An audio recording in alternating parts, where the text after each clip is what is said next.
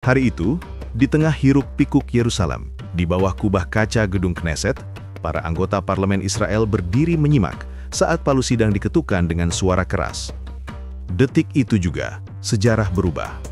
Parlemen Israel resmi mengesahkan rencana demilitarisasi total Gaza, langkah politik dan militer yang akan mengubah wajah Timur Tengah untuk waktu yang lama.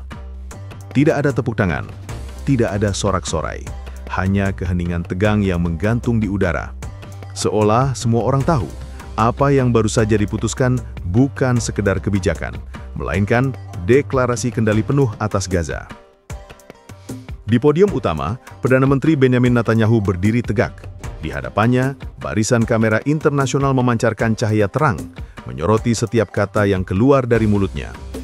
Dengan nada dingin dan tegas, ia berkata bahwa Gaza harus dilucuti sepenuhnya dari kekuatan bersenjata, dan seluruh mekanisme keamanan akan berada di bawah kendali Israel. Tidak ada lagi milisi, tidak ada lagi ruang abu-abu. Dunia mendengarkan, dan Gaza, sekali lagi, menjadi pusat dari permainan kekuasaan global.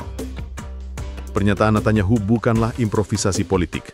Ini adalah hasil rancangan panjang yang telah dibicarakan berbulan-bulan di ruang-ruang rahasia antara Tel Aviv, Washington, dan beberapa ibu kota Eropa.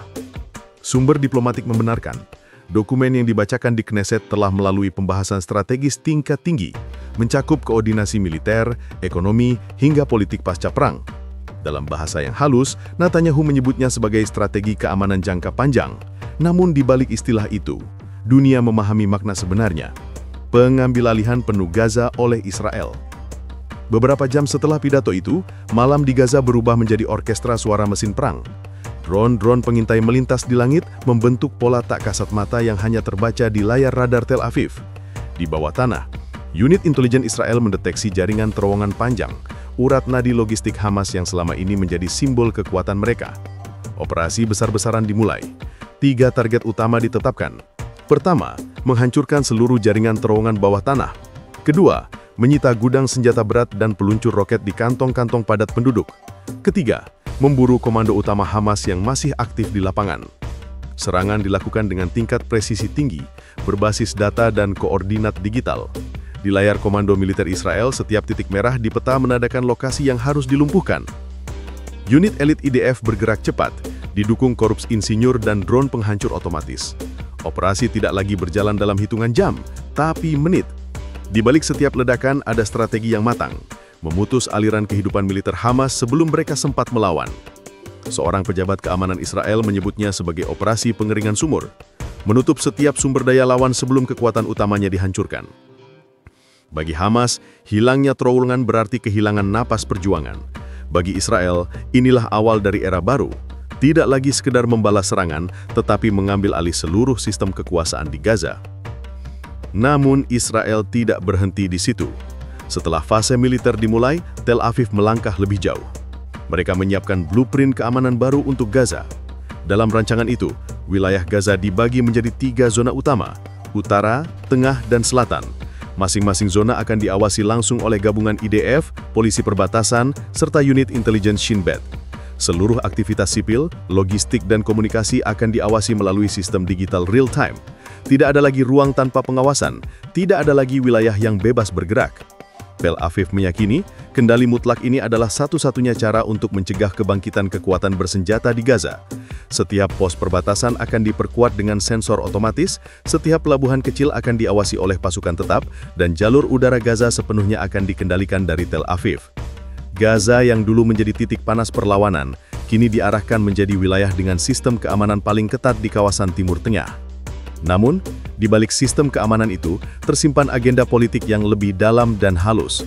Israel tidak hanya ingin menaklukkan Gaza dengan senjata, tetapi juga dengan sistem pemerintahan baru. Rencana ini mencakup pembentukan pemerintahan transisi sipil yang dikendalikan oleh tokoh-tokoh lokal non-Hamas. Mereka dipilih dari kalangan teknokrat, pemuka masyarakat, dan faksi-faksi kecil yang selama ini tersisih.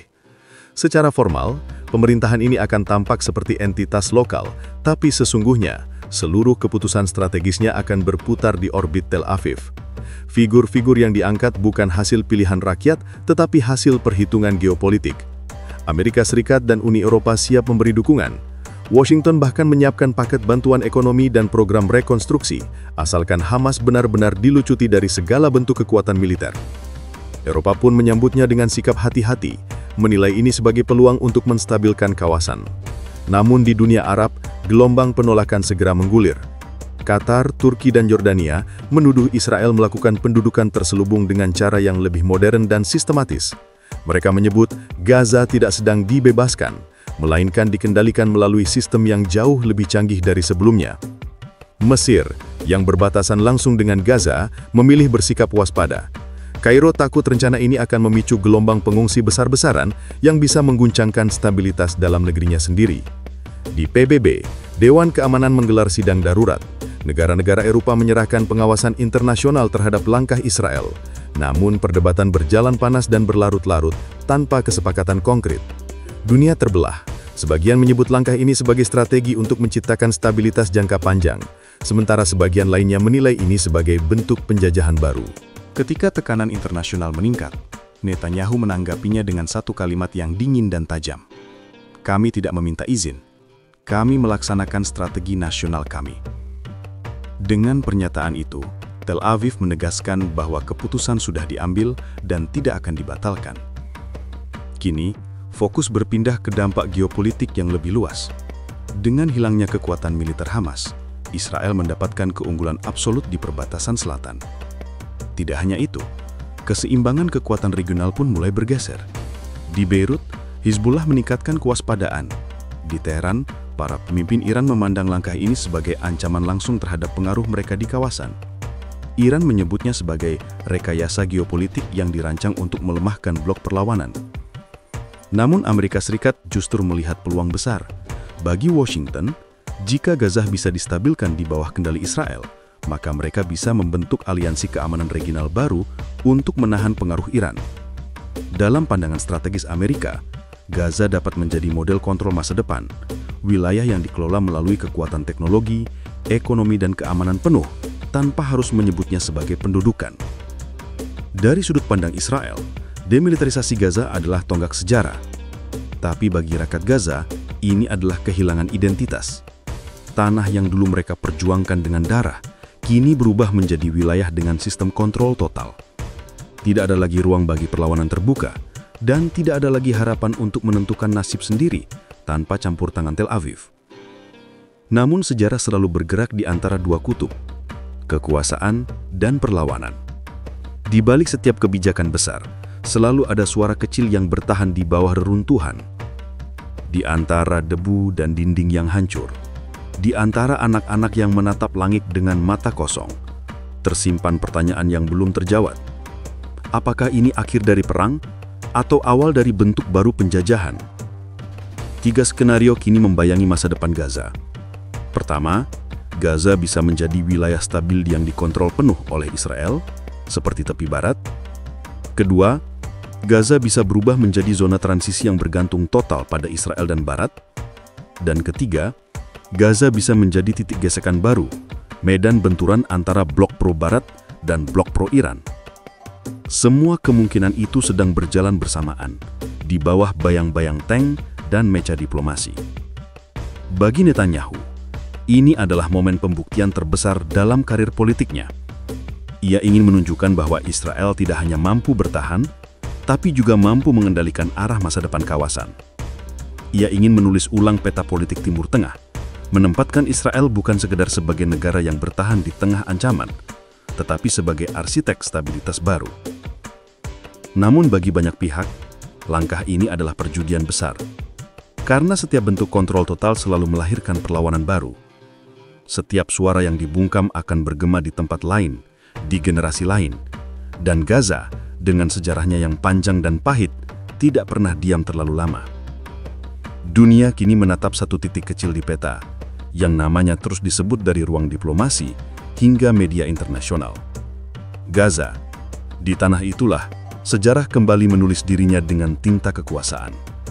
Israel telah menetapkan jalannya, Amerika telah memberikan restunya, dan dunia sedang menunggu apa yang akan terjadi selanjutnya. Langit Gaza malam itu tetap sama, gelap, berdebu, dan berat. Tapi di balik keheningan itu, roda sejarah terus berputar, Suara-suara pesawat tanpa awak bergema di kejauhan.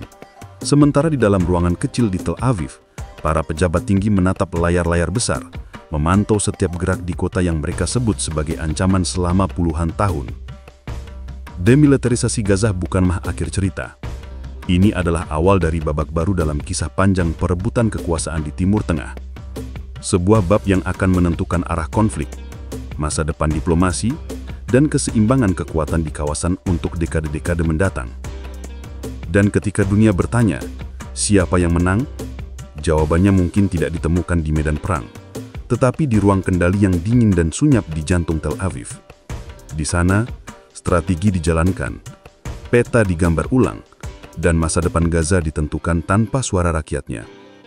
Di bawah langit yang penuh bayang, Gaza memasuki era baru. Era di mana senjata digantikan dengan sistem, perlawanan digantikan dengan pengawasan, dan kemerdekaan digantikan dengan kendali total. Dunia menyaksikan, dan sejarah mencatat, bahwa bab ini baru saja dimulai.